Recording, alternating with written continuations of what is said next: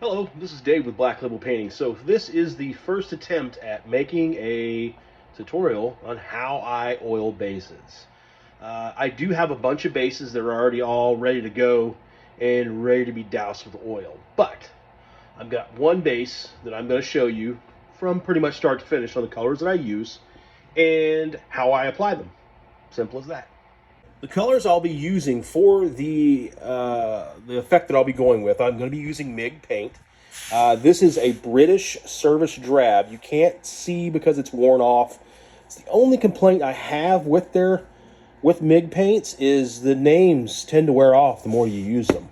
And then I will highlight with the yellow gray. So these are the only two colors I'll be using on this base. And if you didn't know, this is an Unreal Wargaming's base. This is pretty much my go-to bases here lately for Heresy. I really enjoy working with these bases. They got a lot of detail, and they work really well for this effect that I'll be doing.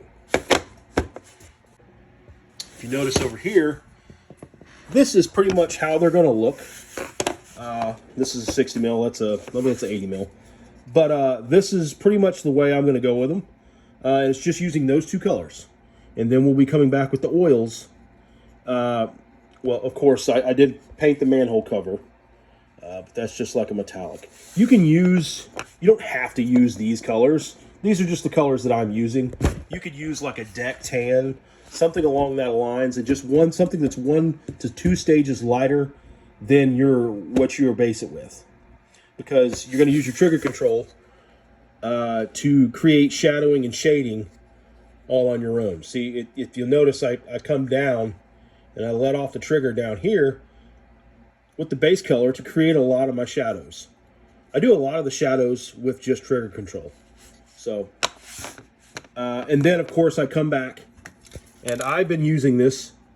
You're going to need to gloss coat it. And that's going to seal your colors in, and because when you start running the oils over top of them, they are mineral spirits based, which will remove the paint. This is what I use as well.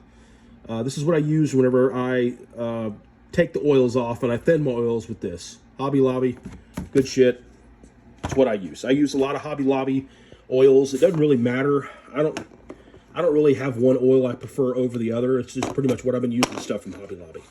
So, without further ado, get my airbrush set up, and then we'll get into the actual painting of this, and I'll show you how I get it to the stage where I'm ready to gloss coat it, and then we'll oil it, and then we will remove the oils.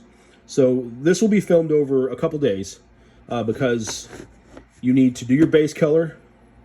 Then once you do your base color, you're going to gloss coat it and let it sit for a while. So I will just gloss coat it and let it sit overnight, and then come back tomorrow, oil it, and let the oils dry for a good little while. And then once the oils are dried pretty good, then I'll remove them. All right, so let's get it going. Okay, now we're back at the stage. I've got the airbrush all cleaned up and ready to go. Got our colors. We're going to go ahead and start it off. Now, I've already pre-mixed with a little bit of thinner in here. Whenever I use my paints, I use them down to about, I don't know, right about where the label line is. Throughout the time that I own the paints, I always just immediately throw in some airbrush thinner. And I use the Vallejo airbrush thinner is what I use. I'll use the thinner to help to thin down my paints. And when I'm going in between colors, I always follow it up with airbrush cleaner. I use their products. I mean, you can make your own airbrush thinner. It doesn't really matter. It's just what works best for you. So, like I said, this is already pre-thinned in the bottle. Otherwise, I would put in some thinner first, then put in the color, and then pinch it with a paper towel, bring it back, and what that do, it'll create bubbles inside the bottom of the hopper bowl, whatever, and it'll mix it for you. That way you ain't got to sit there and mix it. But anyways, let's go ahead and 4 drops ought to do us. Not much paint. You can see it's just barely in the bottom. This stuff goes pretty good. Now, I've got a Grex air pressure adjuster here. I don't really know what pressure I set stuff at. I just go by feel, which feels right. I haven't seen anybody else using this, and I like them because I can control the pressure right here as opposed to going down to the head of the compressor with the regulator and dropping the pressure that way. These are like, I think they're like 30 bucks. You can search Grex airbrush regulator or something. I forget what they call it exactly. But all right, there we go. So like I said, I do a lot of my shading with trigger control itself. So I'll aim at certain areas. Like I want a lot of shadow in all this right here. So I will typically come in and aim my spray pattern right about there, be as high up as I'll go. And what that does is it'll let the fan from the spray. See, we're backed out. See how it opens it up pretty good. Now the fan here, let's do a little better. The fan pattern. See how it's darkest right there, and the fan pattern of the air pressure is what it's like overspray. So we're going to use that overspray method to get close to this, but we're not going to go all the way up on that. And that is where, whenever people say trigger control, that's where you have enough trigger control to be able to create shadows and depth with just the airbrush, with the colors you're using. See, I'll be painting this a different color. It's a grate, so I won't even be worried about that. But I won't go all the way up because I want a lot of shadowing through here. Now, normally, I mean, yeah, you want to wear gloves for doing this. I'm a freaking messy animal at times, so, and I don't feel like worrying about it right now. Also, you can do a lot of by the way you hold it and where you get your color, your base color on. You only see how I only come down, and I'll spin it. I'll only come down so far. And this is the base color. Well, this isn't the highlight. Oh, ran out. Maybe I should have done like 7 drops. So 8 drops total. Let's see if that works. 8 drops total on our base color. And I'm gonna at a flat angle here and spray directly across this to put only to highlight certain parts of it. I'm not trying to spray the whole thing.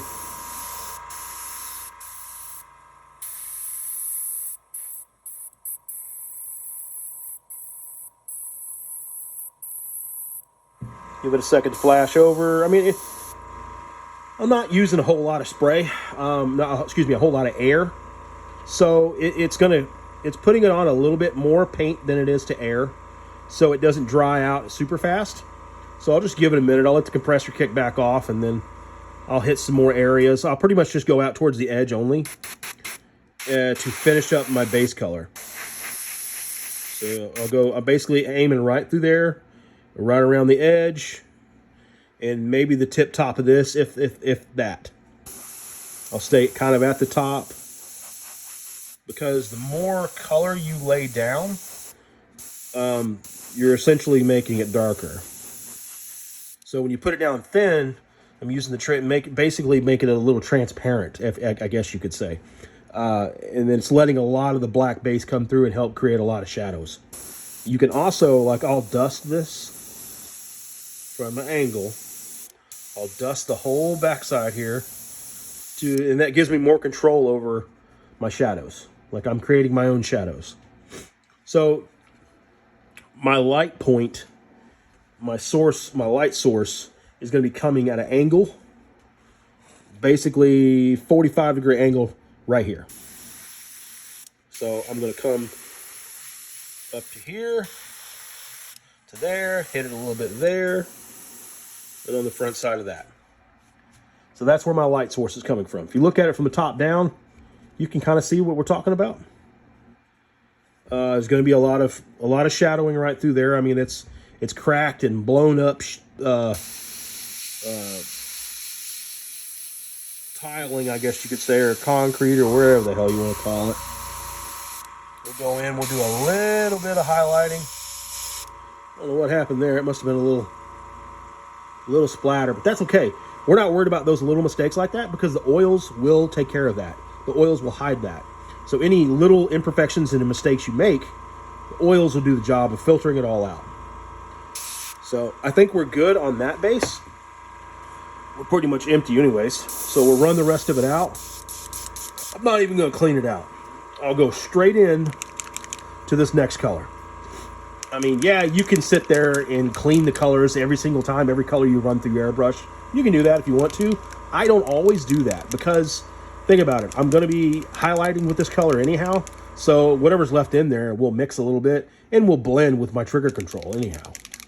So it really don't matter. Again, this is all pre-mixed. I already pre-mixed all, or pre-diluted this with cleaner, what the hell? With thinner, excuse me.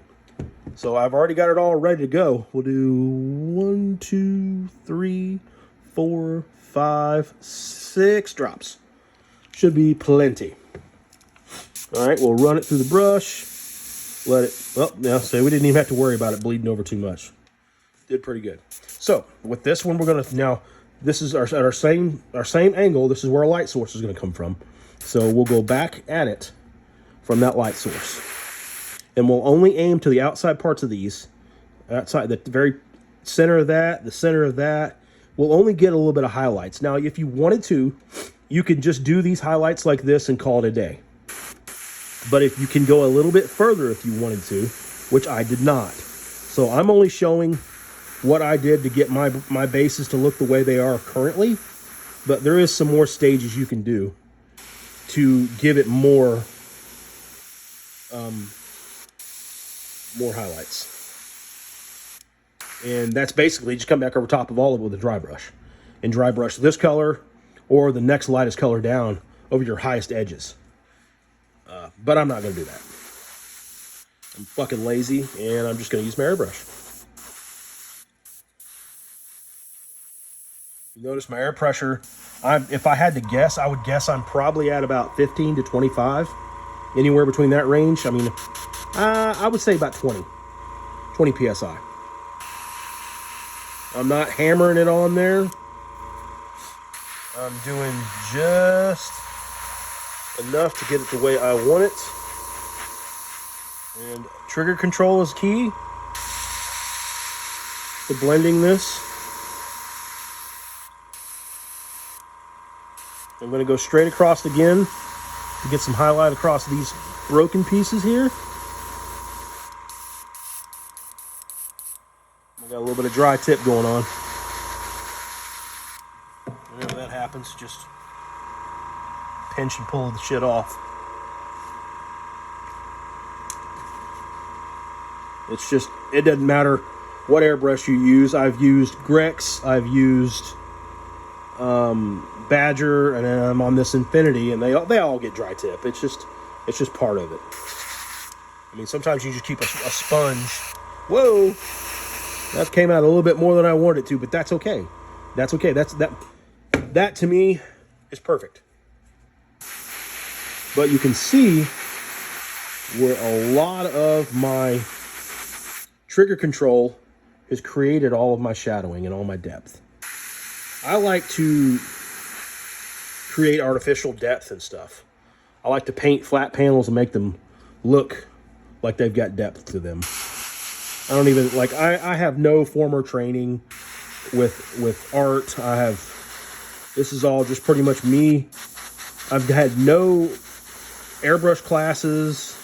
It's just me figuring this shit out, like, just over time and tinkering with it and knowing what I want to stuff the way it to look, and then just doing it, envisioning it in my head how I want it to look, and then going at it.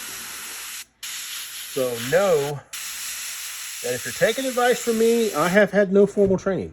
This is all just pretty much Dave here figuring this shit out as he went across the years. And it works. So, I mean, that's pretty much it. That is all that I basically did when it comes to, now I'm done with this, so I'll just go ahead and take my old trusty ketchup bottle. I don't know what the fuck I'll do if I ever lose this. This thing has been with me from the beginning. It's just a ketchup bottle for your picnic. That's what I use to put water in. I'm just going to throw a bunch of water in it until I get ready to clean it, because we're done. We're pretty much at the stage now. So now the next stages will be, I'm going to airbrush this white and then paint the grading here. I'm going to paint the grading with, where you at? Here we go. This stuff right here, decayed metal from Scale 75, is probably some of the best stuff I've ever come across. It's pretty much my go-to, but right now, I'm not going to lie, I just picked up the rest of Pro Acryl's paint line, so I think the only thing I'm missing now from the collection is stuff that they're just now releasing. So I'm just now starting to get into these. Now, some of these bronze, like this bronze is really good. I really like the dark bronze. Like, it's pretty comparable. It ain't, I mean, this decayed metal is really, it's a little bit darker than the dark bronze, but it's really damn close. So again, if you wanted to try to get some of the effects that I have, and if you've got a bunch of Pro Acryl, there you go. Good shit. I'm really enjoying using a lot of this Pro Acryl paint line. Like I said, I just picked it up. I'm just now starting to go through it, and my initial thoughts on some of them may be a little thin. Like if you see here, I mean, it's orange. I mean, you to get a good orange, you would zenithal highlight that and then brush that on. But I just brushed it on because I'm going to be hammering it with oils. So, but let's go ahead and move on to getting the getting the white done on that, which I will be using. Now I've got several of my go-to whites that are again have been just whites that I've used over the years. GW's a good white. Gosh, what's that other white that I used a lot of? Tamiya white has been really good. But I have been using the bold titanium white from Pro Acryl. Now I will mix that. I didn't already pre-mix that, so I'll get that mixed down. I'm done with these colors. I'll get all those colors out of my way. Clean out the airbrush real quick.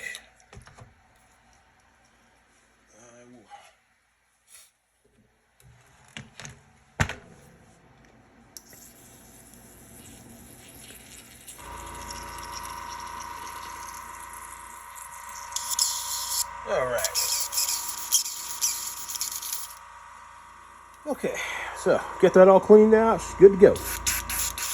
So, like I said before, I will put my airbrush cleaner in first. We'll do 1, 2. Oh, that's a lot. We'll just fucking wing it. Just enough to get the bottom of the cup. And then I guess I don't have to waste it. I can just pour the leftover back into it. 8. Now it's a lot more paint than what I'm going to need for this. But I'll pull the top off that, dump this over into there, and it'll be good to go. I mean, this is how I said, this is how I'm mixing it. Get it to bubble up. And so we're just going to go for that. The little piece right there.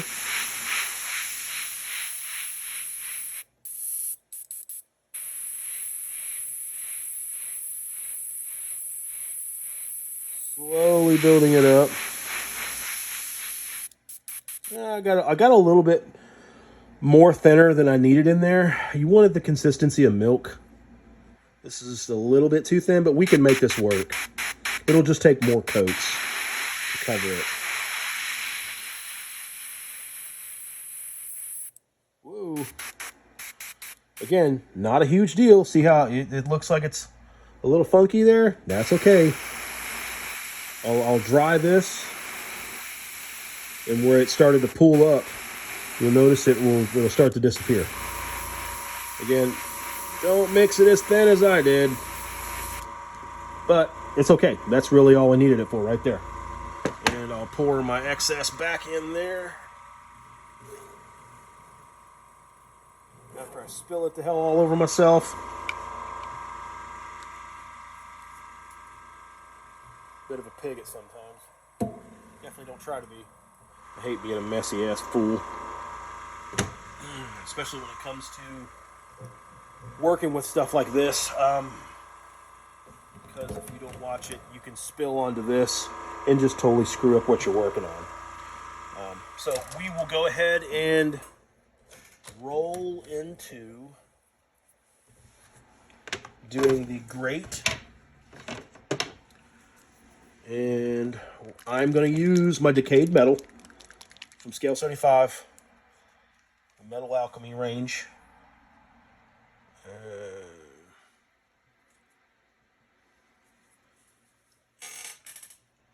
Sometimes the tip gets a little clogged up. Oh yeah. Remember when I first tightened it down? It I don't know why it did this, but it blew through the top of the cap. And then it causes this to dry out on me every once in a while. Don't need much of this color. Got my saturated Redgrass Games. Or my Redgrass Games wet palette here. I'll mix a little water in there to thin this down because this is thick. And then we will go in and just simply brush our grate. It doesn't have to be perfect. Remember, because I've got my light over here. If anyone wants to know what type of lights I use daylights. I have 2 daylights on my paint table. Plus I have some LED overhead lighting from Harbor Freight. They work to illuminate my studio. And then for my painting area, I always go with, I have decided to go with the daylight lamps. Get them off Amazon. I think I paid like $150 each for them.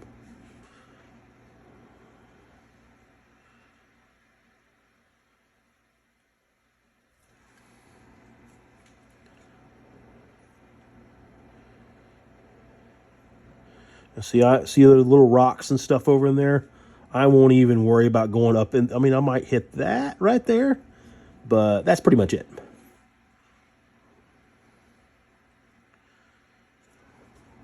Now, I would definitely like to have some feedback on this video after I get done creating it and uploading it. I'm going to upload it to my YouTube. I'm going to upload it to my TikTok. I don't know. I want to get more back into painting and some type of streaming it, some type of something.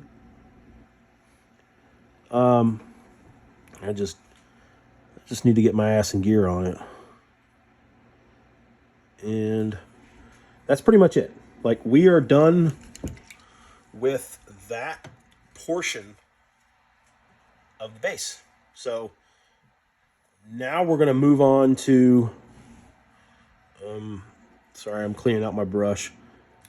And brushes that I use Series 7. Winsor Newton. I had the man himself, Matt Kane, turn me on to him. And I'm so far so good, man. I really like it. I'm really digging them. I used to use nothing but Broken Toads. And now all I do for a lot of my brush work is these. I'm gonna try some other ones. done with this, I'm going to put this in front of the heater real fast to get it to dry up.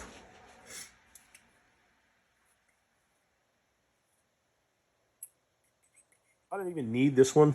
I just kind of painted it and added it to the bunch because these are all ones that I'm going to be needing for projects. Plus, I got a bunch of...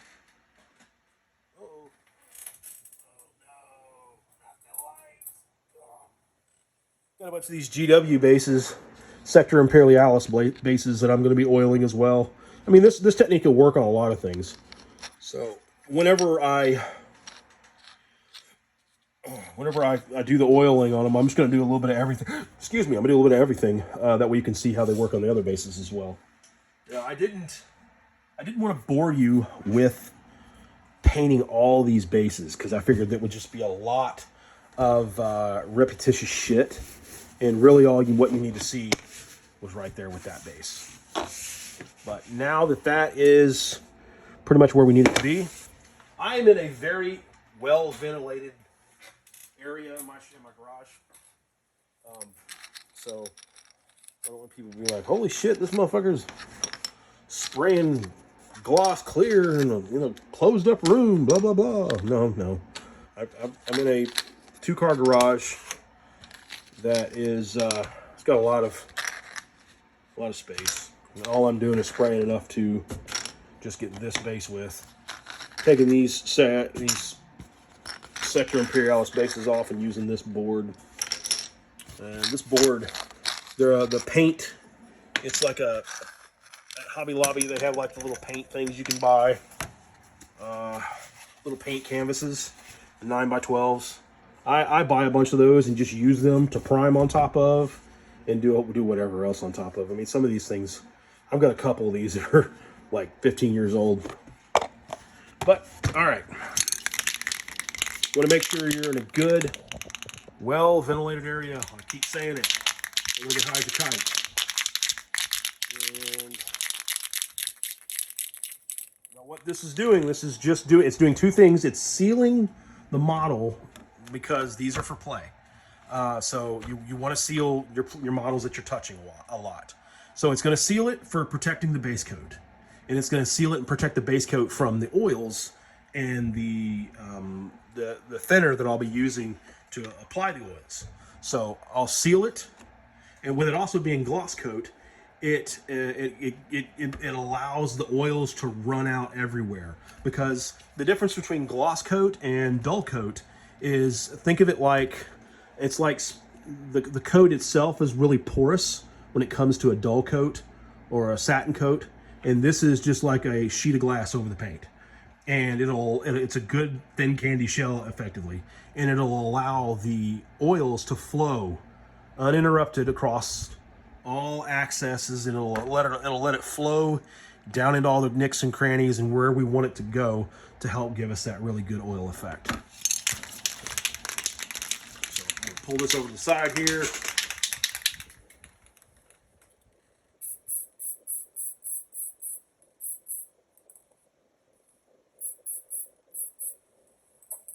There we go. Now, once this dries, we will be ready to apply the oils. So, unfortunately, it's going to take, you can let these flash, you can let them flash, let it flash over for, 20, 30 minutes. This will flash over to the touch. But to really let it dry, you're honestly better to let it dry overnight.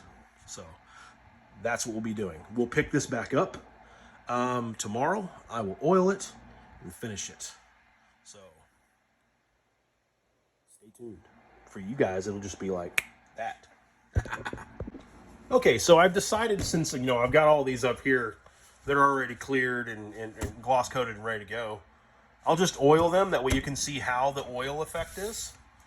And then I will jump back to the other base. But I will go ahead and start off with Scoria's base here, since it's a larger base and it'll give you a little bit more of an understanding.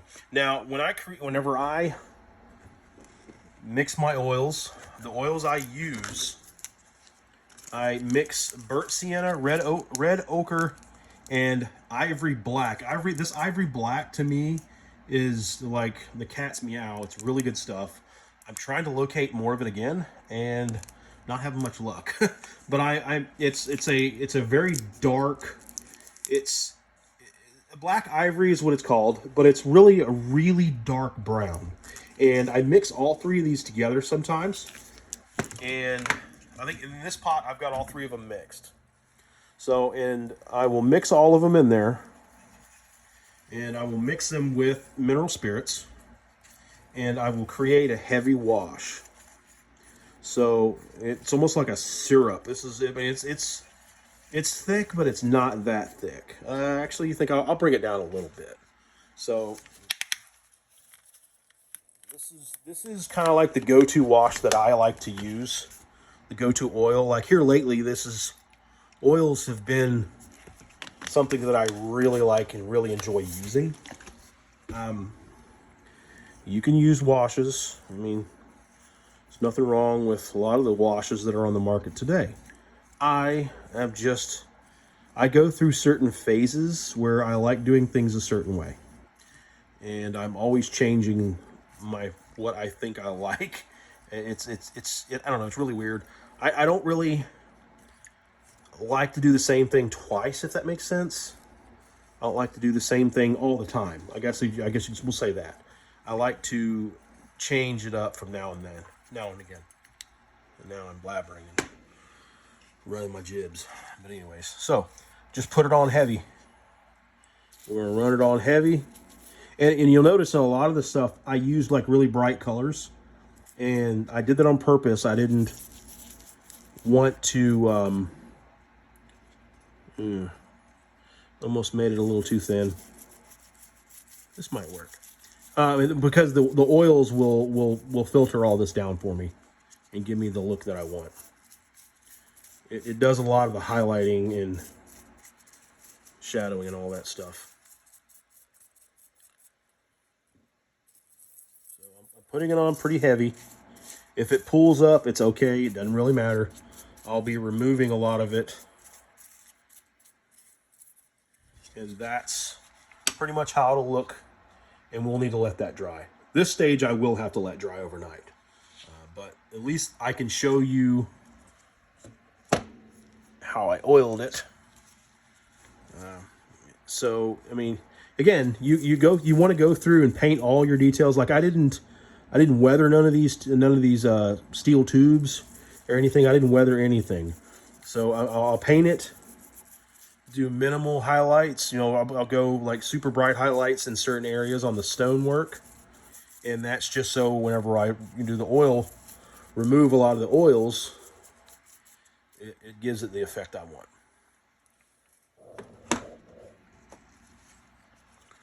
So, I mean, I even, the skull's there. I mean, God, painting undead or painting any bone or stuff like that with oils to me is it's pretty awesome. So, but we're gonna let these dry, and we will be. Oh, you know what? I will go ahead and do some of these while I'm at it too, so you can see the effect of these bases and how I apply the oils. So that's pretty much right there. Just hammer it on pretty good, and put it down, and let it dry. Now I could go over top of these with a hair dryer and speed this process up. Could totally do that, but I'm just gonna let this stuff dry overnight. I'm not really got much else going on tonight. Excuse me. I will just finish these up in the video tomorrow. All right. I'm gonna shut my mouth now and let you guys see how the effects of stuff goes.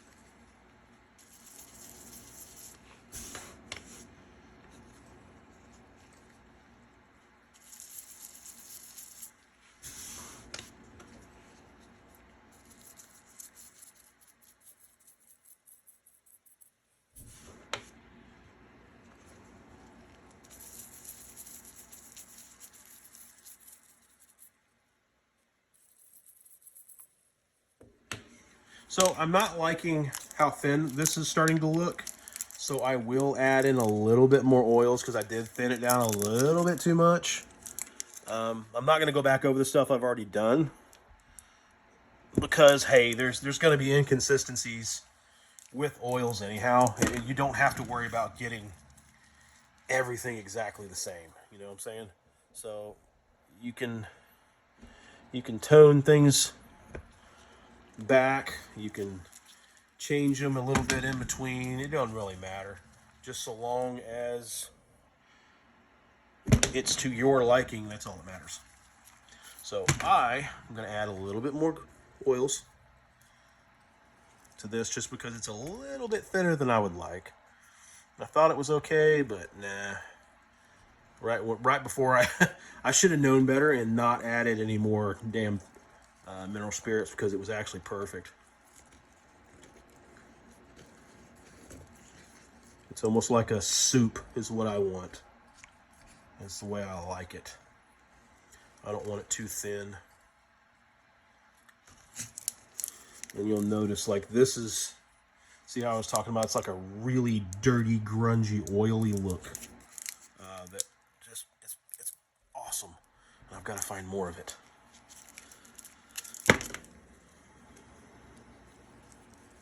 Or if you can find, you know, you don't have to use the colors that I use. Just whatever type of grungy, dirty look that looks best for you, you know, that you approve of, that you like, is what you need to go with. Because, like I said, once you rip the oil back with the mineral spirits and the sponge, that's when the magic happens. Okay, so it's almost like a moderate soup. Not too thin, not too thick. That's more like it. In this color, since it's the red ochre, will you know, give it hints of like really dark, almost like rust. And the burnt sienna will do that as well.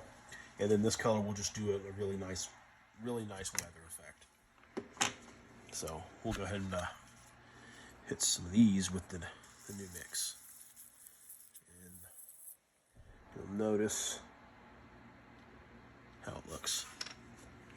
It's just a little bit thicker than the first go around of oils, which is fine.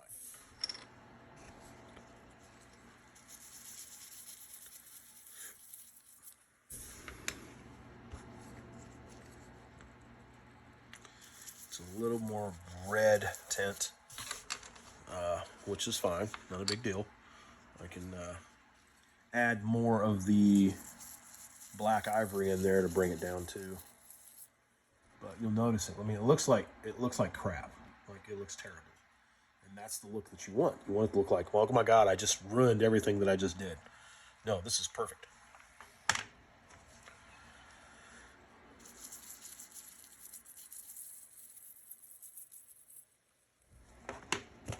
Just add a little bit more. Probably going to use almost the last of it just now. Man, that's going to make me super sad if I can't find any more of that color. You have to hit up. I have noticed that Hobby Lobby is not got the oil paint selection that they once did. I don't know if they're just discontinuing some. So I'm going to have to go to like just a regular art store. You might want to figure out what a dedicated art store is in your town and go in there and look around at some of the colors and just go for the dirty, grungy, nasty colors. You know, buy a couple of the small tubes and just try it out. Like, practice it on a model and see how this effect looks to you. The colors is pretty much up to you that you want to use. All you're basically learning from me is how to apply them and how to remove them to get the effect of the oils. So that's all I'll be teaching you.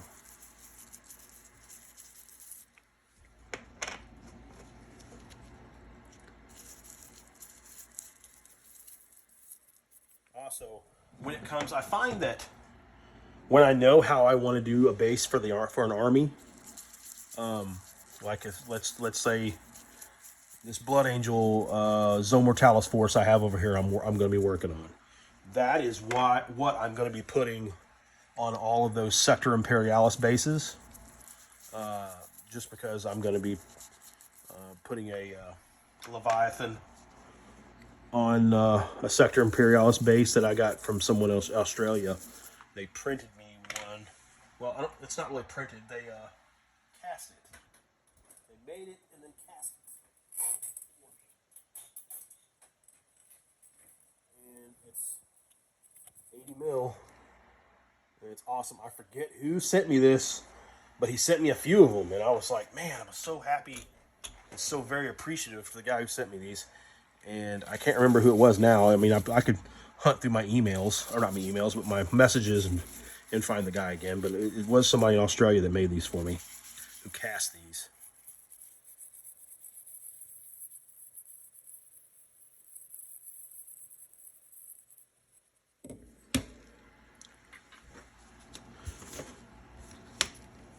But I mean, you'll notice it does make a mess. So when you're dealing with oils, they can be messy. Just be prepared for that, you know. Don't wear your Sunday's best when you're sitting here at the paint table anyhow, but just know that it can be messy on your paint area.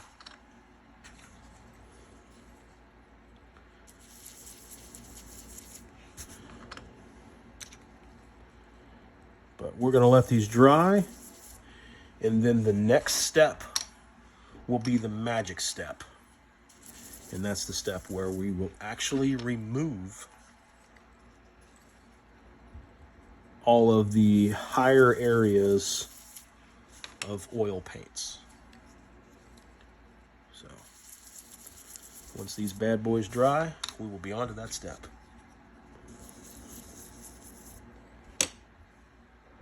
All right, as you can see, I went over and oiled everything. It is all nice and chunky. I'll let this dry. Like I said, you could sit over here and run across the top of it. Excuse me, I'm sorry, I didn't mean to snuff my stuffiness. But anyways, you could sit over top of all this at a distance. You know, you don't want to be right on top of it with a hair dryer and speed the process up. But I'm going to let them dry naturally. I've got a little heater over here going in my garage. That's keeping it about 56 degrees in the garage currently. And this will all dry overnight. And we will come back and remove it all tomorrow. But for you, it'll be like an instantaneously.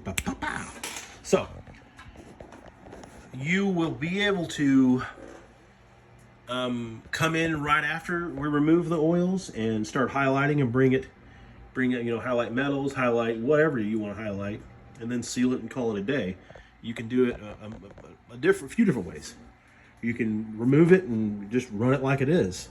Or you can do, like I said, remove it, highlight it. You can remove it, the oils, do some weathering powders. There's just a whole lot of different ways you can do it. But knowing how to do this part of the oils is just like a baseline for you to learn. And then you can grow from here. You can do things differently. You can use different colors. I actually, if you'll notice that gray right there, I use that gray, and that is an oil for doing white. I can do a video on that as well. I probably will. I need to get my ass in gear and do more videos, get my Patreon going again. I mean, that's just it's not expected, but if anybody wants to tip a brother, they sure can. If not, no worries. I don't really care. It's not a big deal. But we will let these dry, and then we'll move on to the next stage. Okay, so back again. We're still not 100% dry on some of these, but we can make this work. So basically what I did is I've got like just a little round sponge. I picked this up from Hobby Lobby as well. And then just mineral spirits, okay? And then you're gonna basically treat it like a dry brush almost. You wanna remove as much of the pure liquid as you can from the sponge. Dab it on a paper towel, pick up a base, and then wipe it It's almost like doing, if you've ever done stain on wood, you wipe it the same direction every time. So just keep it the same direction. And then you're going to remove just that top layer of oils and leave everything else. And that is pretty much how I do my oils on my bases. On these bases that people have been seeing me post everywhere, that's pretty much how I do it. Now, I'm going to do it on some other ones as well. So we'll go over to, here we go. We'll do this base. And if you'll notice, it just wipes you right off.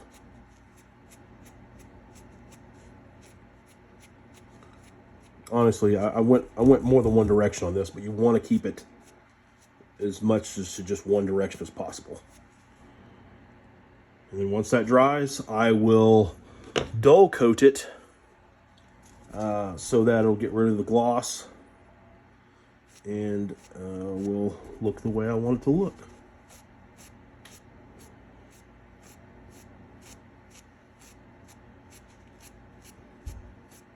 Ain't that nifty?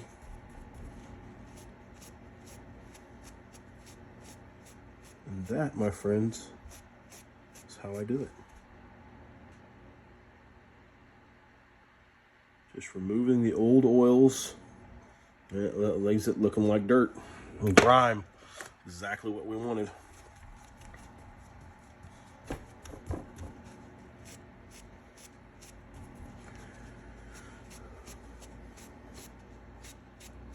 Sometimes you can't get it always to go the same direction, but get it to go as much the same direction as possible.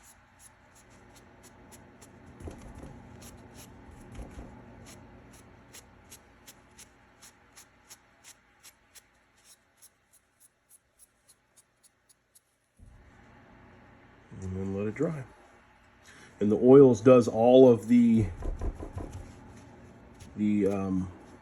weathering that you want. I mean, pretty much does the same effect of what you would get with throwing weathering powders in there. Let's do some of these trench warfare or trench bases from Unreal Wargaming. So we'll just remove see how it removed and left a lot of it in there that we need, so I can come back and paint highlights on that later. These we can come back and do rust effects, we can do whatever else effects too. But you'll notice like some of the rocks that I painted to stick out have come out. I've done exactly what we wanted them to do. Here's another one. So it's really, the effect that I use is really simple. I mean, but it looks really good, I think. Once it dries, it's pretty awesome. And we'll do some of these plastic GW bases. These Sector Imperials, or whatever the fuck they're called.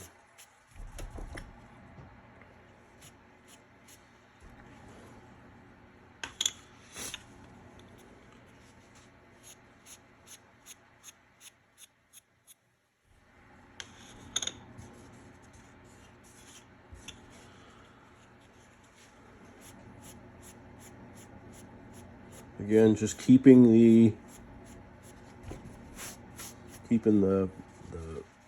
oils moving the same direction.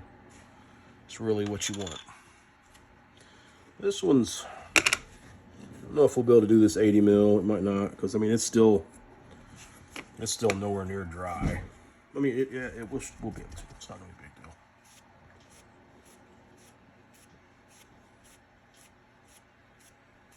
Again, you can do the base work on these with whatever colors you want. The brighter the better, I think, because it just comes through whenever you do this stage really well.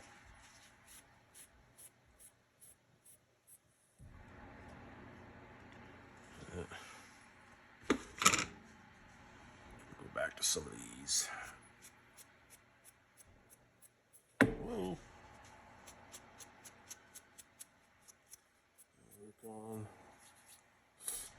When they dry, they just look awesome. Here we go. This one ought to be pretty good.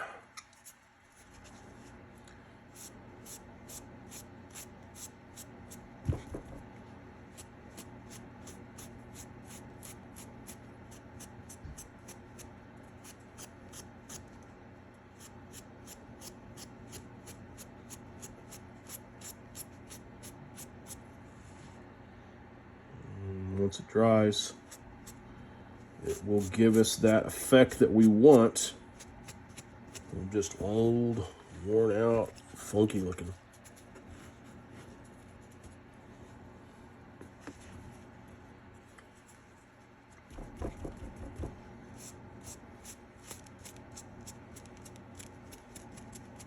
And then I'll come back in and I'll weather. It's chipped a little bit. Chip the paint a little bit. Not a big deal, because I'll come back in and do some weathering on that and make that look like it's been weathered and just beat down effect. Let's see, here's another one.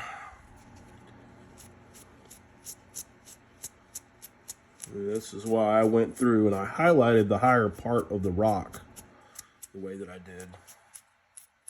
These bases will tear up a sponge, but who cares? They don't cost that much. It's just a little fucking sponge.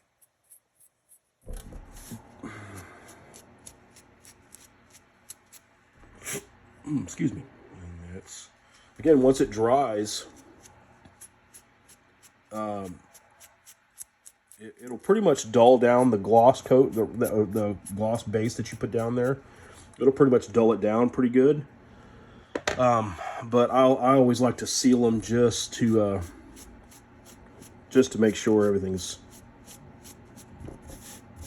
in it is protected, and it makes sure everything's uniformly dulled down. So like I said, you can come back and do some rust effects on this wheel, these pipes, stuff like that. You can do some chipping on this grating or whatever this is.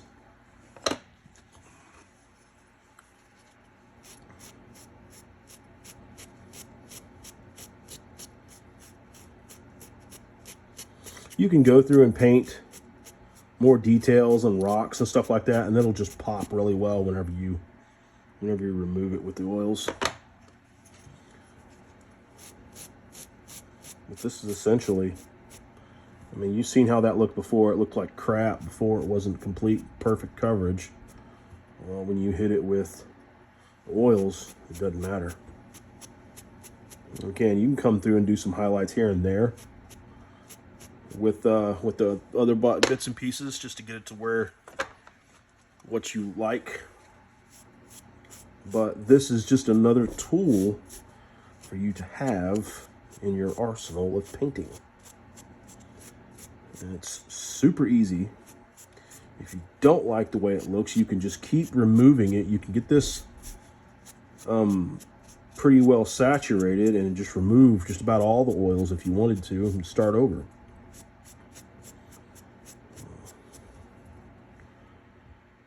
See how it looks there? So we'll do some more of these GW plastic bases here.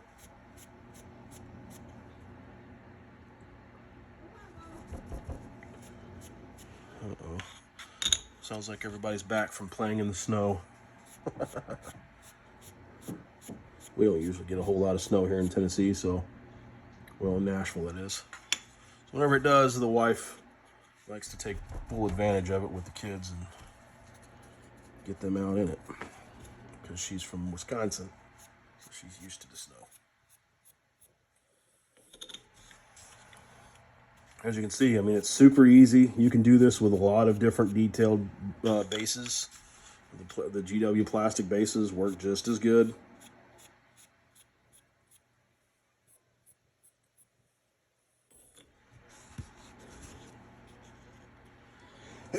Oh, sorry about that.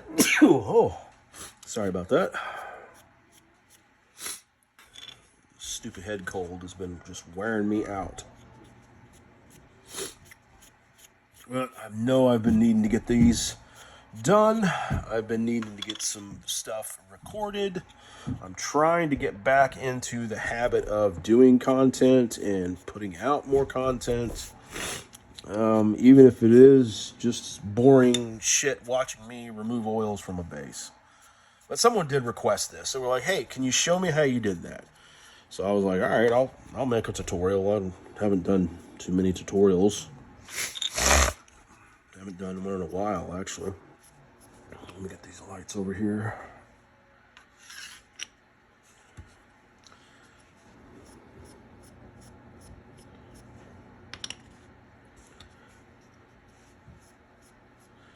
Now, these should dry rather quickly.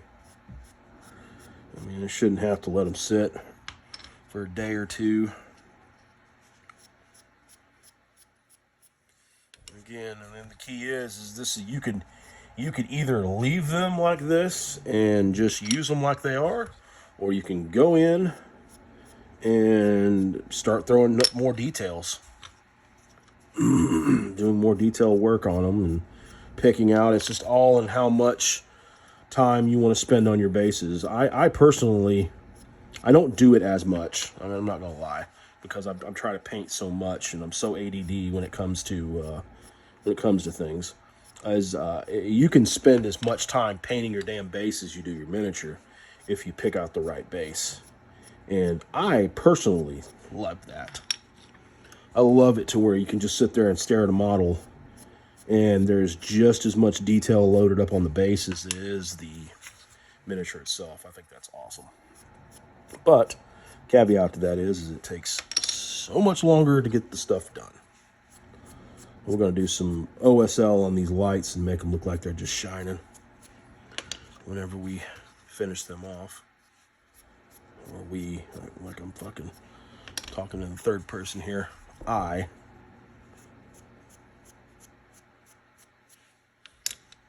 Let's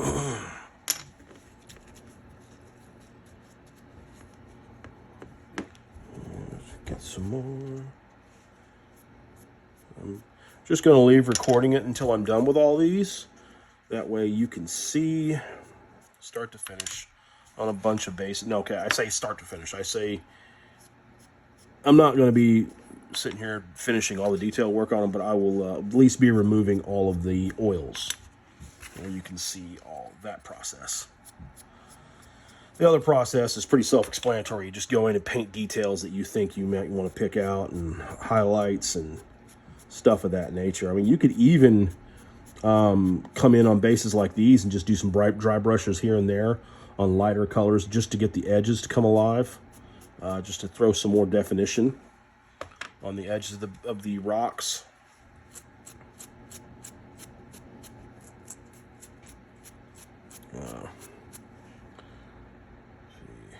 There's a lot of detail going on. Like I said, I am a huge fan of these Urban Rebel bases, or Unreal Wargaming bases, sorry. I'm a big fan of their bases.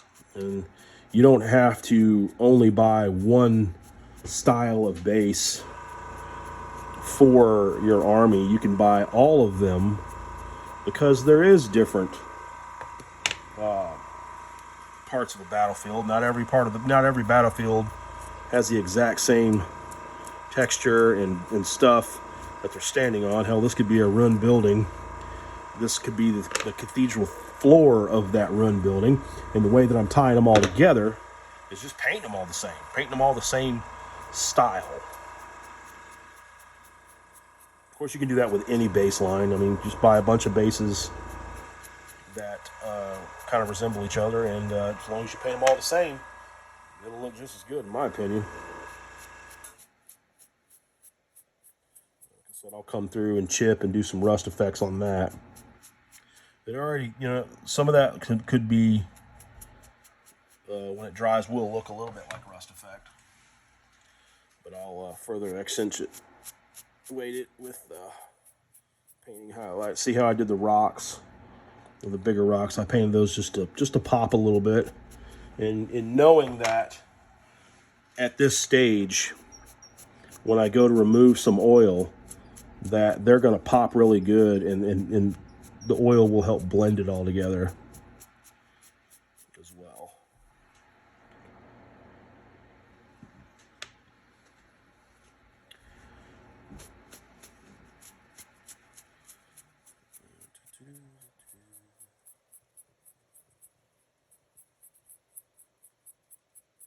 Mainly all for my mechanicum.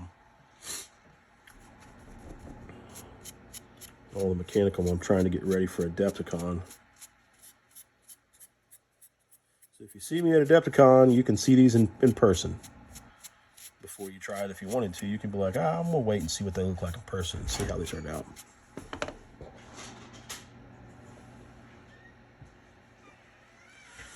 So, you can see it's starting to, there we go. Now it's more or less of a oiled, weathered look. I got to remove, I got a lot of damn buildup in this sponge.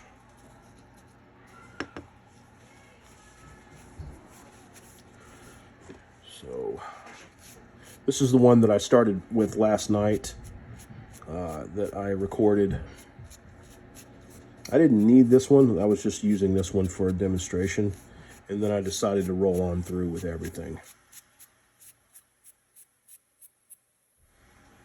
You can see that looks pretty good. I think we're just left with 4 more of these.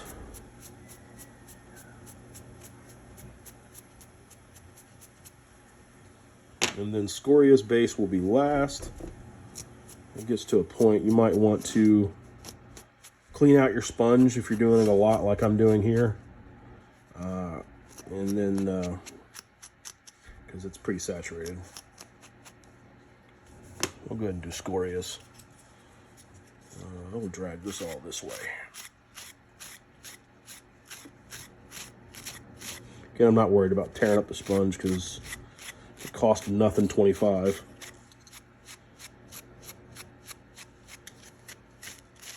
And then you can do some highlighting on the metals. I think that turns out really good. You do some highlighting on the metals and finish it up that way. Got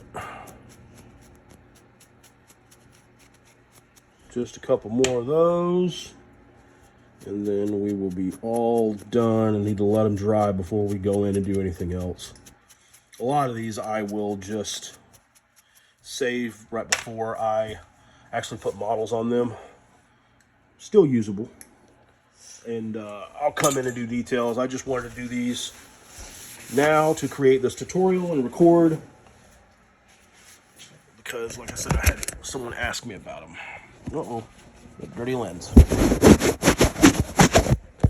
There we go.